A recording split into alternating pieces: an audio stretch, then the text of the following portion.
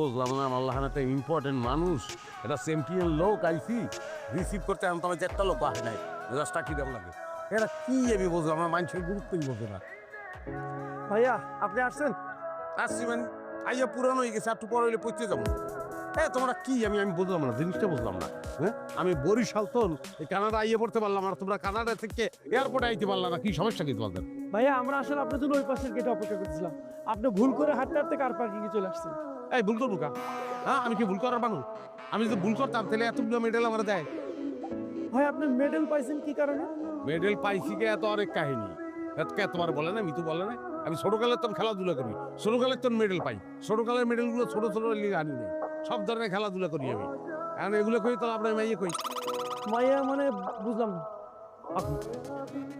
বুঝো না মানে ভুলিয়ে গেছো?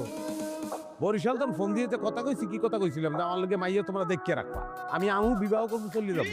তো কই সব ভুলিয়ে গেছো না, কিছুই করো নাই? ও বুঝছি ভাইয়া, এখানে তোর মেয়ে দেখা যায় না, মেয়ে বাসা চলে, আপনাকে চলেন তারপর ব্যবস্থা করবো। এই কথা এতক্ষণ করো না কেউ, মিতু কই? মিতু আহে নাই না? না আমি তো আসছে না, আপনার জন্য কফি নিতেছি। ও কফি আনতে গেছে, ফোন দাও। তোরে ফোন দেবো না, আমি যে আসছি তো বলতেই যাই। ফোন দাও। হ্যাঁ বলো বলো। আর শোনো, এই ভাইয়ার আমি পাইছি।